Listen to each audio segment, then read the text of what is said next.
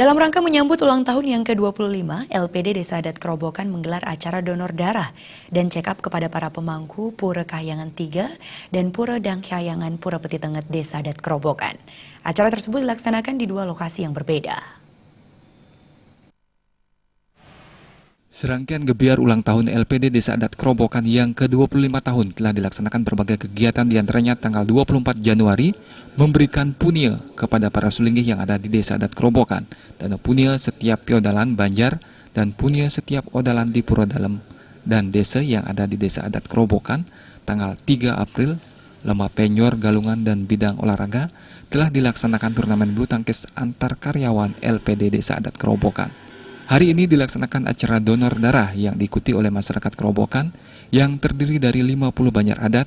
Setiap banjarnya diwakilkan 5 orang pendonor dan check up untuk para pemangku, serta penyerahan punia kepada para pemangku Kahyangan 3 dan Dangkhayangan Pura Petitenget sebanyak 20 pemangku.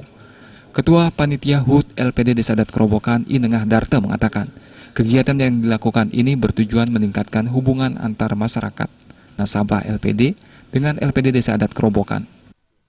Tujuan kami mengadakan kegiatan sosial untuk mendekatkan diri kepada nasabah-nasabah kami serta masyarakat Kerobokan, karena LPD ini milik Desa Adat Kerobokan, sehingga harapan kami LPD ini mendapatkan dukungan yang maksimal dari masyarakat.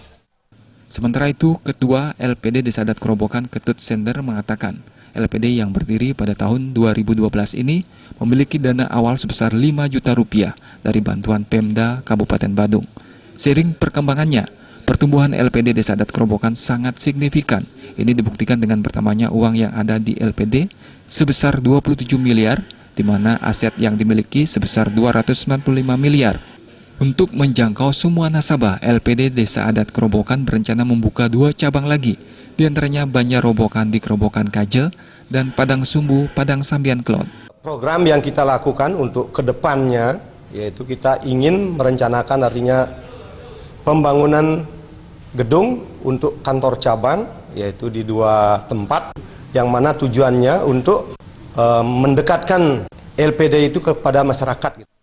Sementara Desa Adat Kerobokan Anak Agung Sutarjo mengatakan, ke depan LPD Desa Adat Kerobokan bisa bekerja lebih keras lagi. Apapun hasil dari pekerjaan itu pasti akan ada dampaknya kepada masyarakat Desa Adat Kerobokan. Apapun hasil daripada pekerjaan itu pasti akan ada dampaknya kepada masyarakat Desa Adat Kerobokan. Karena selama ini sejak berdirinya LPD sampai tahun 2017 sekarang ini banyak sekali dampak tersebut yang dirasakan. Puncak HUT LPD Desa Adat Kerobokan akan dilaksanakan pada tanggal 7 Mei mendatang, diisi dengan jalan santai dan pengundian hadiah utama berupa sebuah mobil. Saputra, Bali TV.